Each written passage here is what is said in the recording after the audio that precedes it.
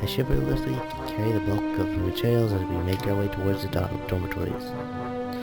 Rin is really stressed about getting her painting done. It's her own fault though. She should have started earlier. Is she going to make it? No idea. It looks good to me, but with Rin, you never know what's going on. I found her in the morning lying in front of the dorm in a fetal position. She hadn't slept all night, and I can't believe that the night nurses hadn't found her. And now she's painting again like crazy. Yeah, I've noticed that she's coming off as kinda unhinged, so to speak. Emmy giggles at that as well, at my likely too obvious awkwardness. I don't mind it, she's just a little weird sometimes. On that, I can agree with her. Unlike me, Emmy seems to be cool with Rin's whatever it is that feels so off about her. Still, they don't feel close to Mishan's, feel close like Mishan's students do. With them working as a single entity, sometimes it's hard to say where one ends and the other begins. Even though they're so different, just like Emmy and Rin are. And Rin is the most different of them all. Different from anyone else I've met. Yeah, I guess she is a very unique person. I return to that word again, as if it encompasses Rin's personality by itself. But really, it's just a substitute for a lengthy description of her oddities. Emmy giggles at the grass, as I grasp for a properly descriptive word. She's just weird. You know, earlier she just spent half an hour sitting on her box and stared at her toes. She giggles in a way that makes me think she doesn't know what funny about it is. It just is. All the time. The work area is a mess, but the mural itself has taken over even more of the wall since I last saw it. The disfigured human figures have been most colored in tones of red, pink, and orange. Weird, imaginary. Things, population, and spaces between. It looks nice. I can't think of any word that would describe the word concisely and comprehensively, so I settled myself onto nondescript nice. But honestly, it seems that the area around the wall under the untidied at the same rate of the mural progress. The ground is littered with dozens of paint cans, various art supplies, and empty soda bottles. Her herself is in the center of the chaos, standing there looking very cozy as if she was a natural part of the scene. Her pant legs have been rolled up to her knees, exposing her thin legs, which sport a drying spectrum of war paintings, similar to those of Emmy's face. Emmy sprints to Rin ahead of me and gleefully jumps in front of her. I'm back. That was fast. Did you run quarters again? This will help me. Emmy points victoriously at me.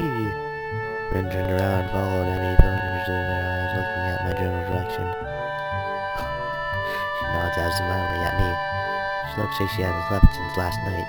A vacant, glazed stare that focused slightly off me, and movements like in a slow-motion movie. Hello, Sal. Thanks you for the help. Don't mention it. I just did. Never mind. Looks like you made progress. Looking good as far as I can tell. Now you get more bad luck. I know, but I'm willing to take the risk. It's a very nice thing to say. For me, of course, not for you. That is why artists are unlikely, or always unlucky. They have to count their luck at their unfinished paintings.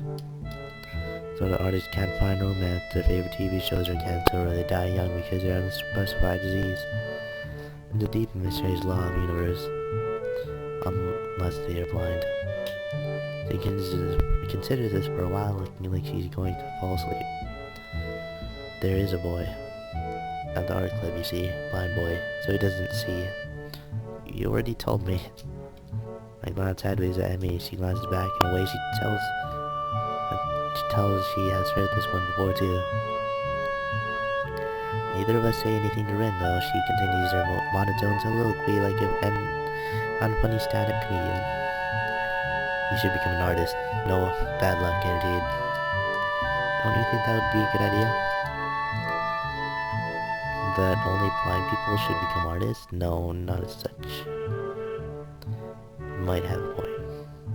Adding this train of thought, she turns again to the considered work and starts humming a tune that I think I recognize, but can't remember the name of. I rearranges the supplies we brought and moves the paint cans around, trying to bring some organization to the scene. Emmy, I need the Prussian blue paint. Which one's Prussian blue? She's staring helplessly at 7 or 8 cans, each with a different tone of blue. This is the one with Prussian blue paint in it. Jeez, Drin, you're not helping at all. Something I do. I look around as well, even though I don't know what Prussian blue looks like either. I wonder what blue has to do with Prussia. Or Prussia even is. This name sounds vaguely familiar, but I can't place it. While none of the blues look more Prussian than the other, the small print on the labels is legible enough to determine that none say anything about the contents being Prussian. There is no Prussian blue here.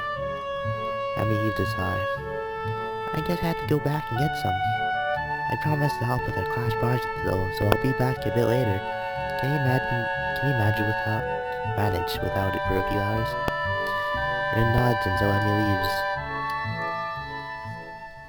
I say because I like watching Rin paint because I have nothing better to do. I sit on a box and pick up today's books from my bag and stories about 3 guys drinking beer for 2 weeks straight and doing little else. Sorry about that. I just don't know what happened. Rin moved from the spot that was in need of the blue and starts slowly working on another. Her foot works the brush steadily against the plastered wall, layers of paint on top of layers of paint. The mural slowly came to more form. I turned the pages at a leisurely pace. In the chapter, they are drinking beer at the protagonist's friend's place. In the previous one, it was the protagonist's own apartment. It's not a page-turner kind of book. A slice of someone's imaginary life that makes me wonder why it had to be written. Why indeed, the reason for doing something creative, it's something incomprehensible. Like when Rin does paintings, it feels like she and Emmy are the same, going squarely against their fates as if it's just out of spite. Rin even said something like that, do something you can't just because you can. Is that what she meant? Is that a reason? It might be Emmy. She's come off as quite the headstrong person. Rin doesn't give off that kind of air. Thinking about it, she doesn't give off any kind of air. Or maybe a different kind every time I talk with her. What did she say when... What the fuck? I need to go to bed. What did she say what she said? Alright, yeah. Why does she or anyone at all paint or draw or sculpt or write? I've never had much of a creative impulse, so I don't think I really understand it. It makes me feel hollow inside. What a grim thought. I can't really decide whether it's true or not either. Am I content being this way? I can't deny that I'm feeling a little bit envious of Rin, but I can't really consider it a flaw of any kind. I'm myself and she's herself. So, I do need to find something that could make me feel a little less lost about myself, instead of just drowning myself in these books as I did in the hospital. I can't help but feel disoriented. The new school lifestyle and people around me contributed heavily to the sensation. I'm trying my best to fit into existing social circles, and most of the people I've met have really been nice. It still feels like I'm an outsider though, like I don't belong. I shake the feeling off, realizing I'm spacing out, and have neither turned a page out of the book nor done anything for Rin. I felt like that when I moved to schools. I still felt like that. I'm graduated now, I still felt like that.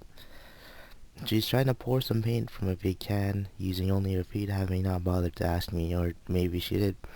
I didn't hear it. Either way, it looks very unstable.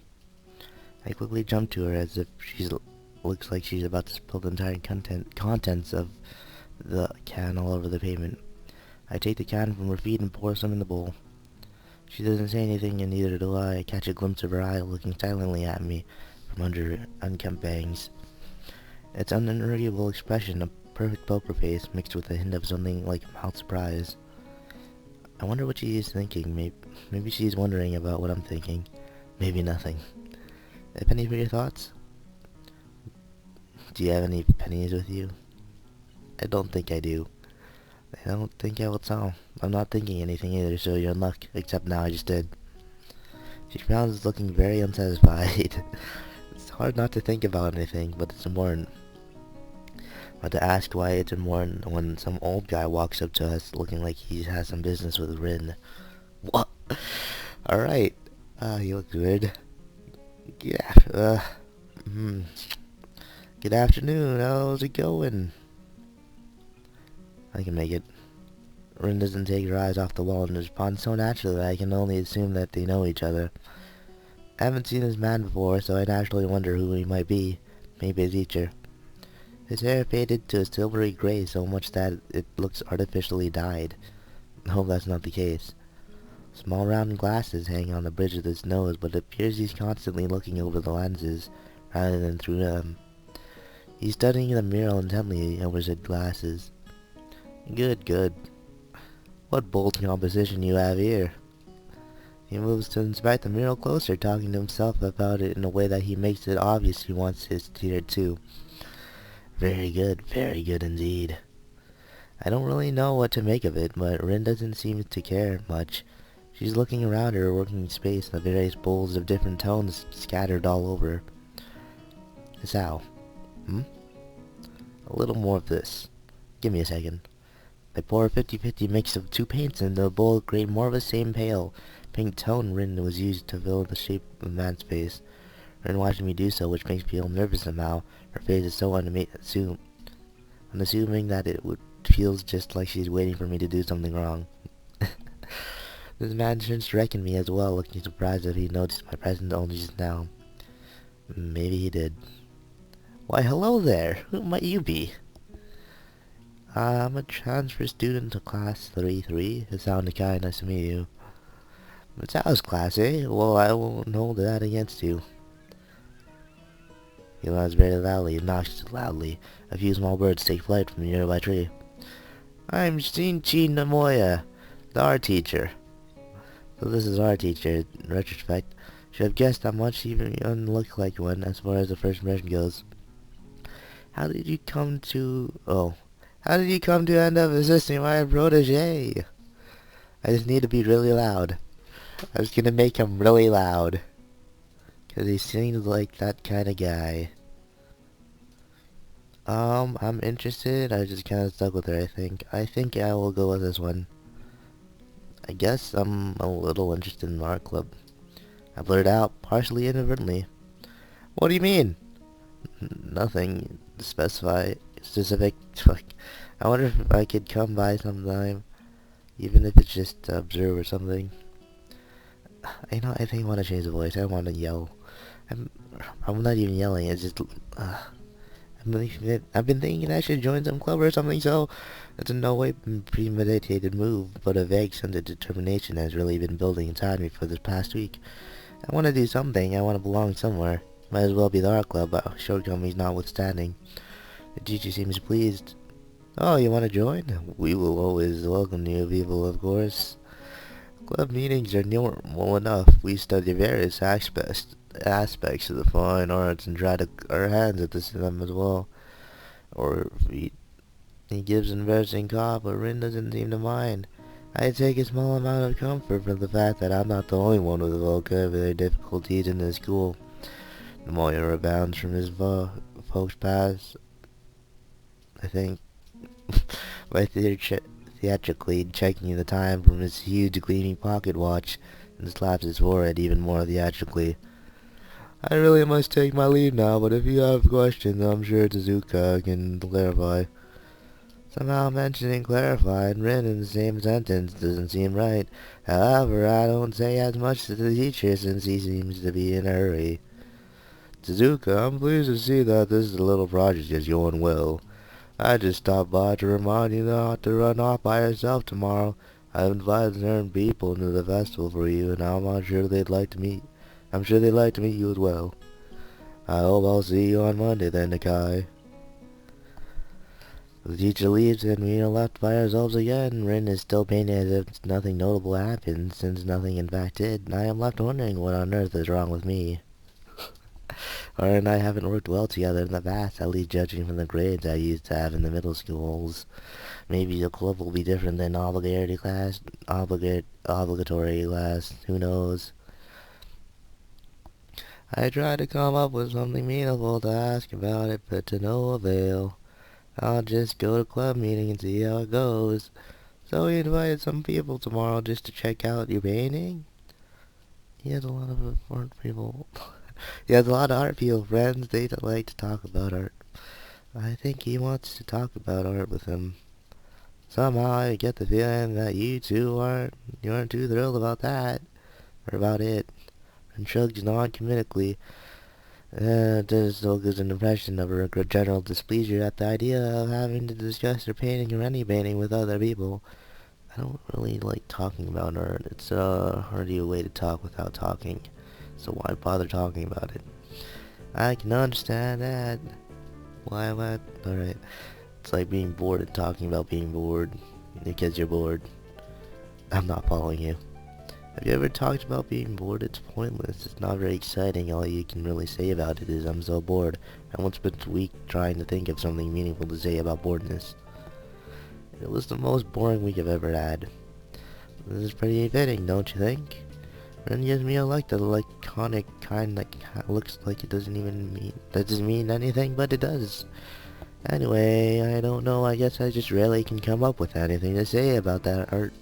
I mean, like this one you're doing now, I have no idea what to think about it, except that it looks like nice. What is this painting about? It's not about anything at all. That's what I like to say, so I did. Well, a small lie. I just said it anyway because it was like kind to be true. Teachers wanted me to do this, but I didn't have any idea. I tried to have something, but nothing happened. So now there's painting without any ideas. But why are you painting them? No idea. Come to think of it, I think I'll call this no idea. Now I start thinking again, this is bad. What? She shakes her head vigorously for a while, trying to shake thinking out of her head. This amber red hair flies wildly around. This is why Emmy helped me. She makes it easy to not think about anything. You know, she talks about nothing for hours. It's like your head is made of bubblegum foam milk, fat jelly. You're the same, but not really. It's very helpful if you stay here. I'm not sure if that's a compliment or not, and it's probably neither, for the Rin being the overly neutral person she is. So is there anything specific you'd like me to do? Make you think? Just be. So without knowing what I should do, I just sit on an empty box just to watch her continue the painting, idly leafing a page of the beer-drinking book.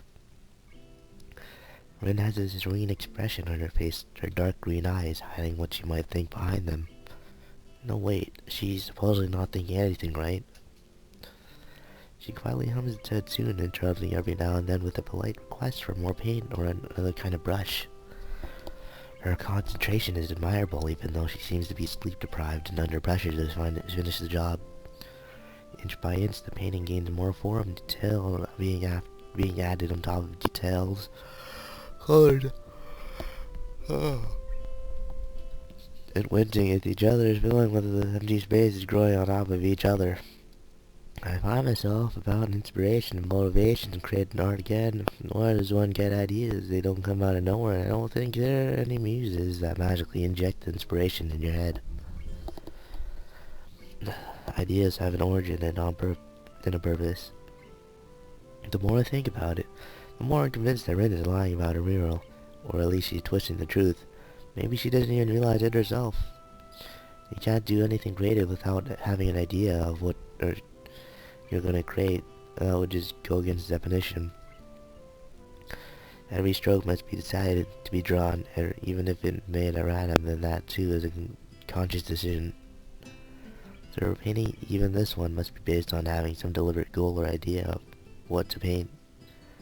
If Rin's idea is to have no idea, as she said, does that count as having an idea? Whoa. Logical paradox? It seems to be Rin's modus operandi. Modus operandi. For most normal interactions, it so would be surprised me. So it wouldn't surprise me if she hadn't even noticed this herself. I wonder if I should bring it up, if I'm not sure if I want to engage in an argument about logic with this girl. One of us would probably end up short-circuiting fairly quickly, so I just kind of thought. Once Rin is squirming and shuffling restlessly. Even her blank visage breaks occasionally into pretty difficult-looking expressions, this kind that one doesn't just come up with accidentally. Everything alright? Yes, no. My back started hurting again. This painting is too big after all, and it's hard to paint in this position. Want to take a break? After I finish this part. Of course she doesn't take a break, and I don't bring it up again because that would be completely, utterly pointless. Ren continues her work and I stay with her. I like to watch her paint, and I'm going to be a member of the same club she's in now. Once she clears the mural to be finished, it's already so dark that I have no idea how she can tell. There's no celebration, no general sense of job well done, just a tired, laconic, I'm done, then we both go to sleep.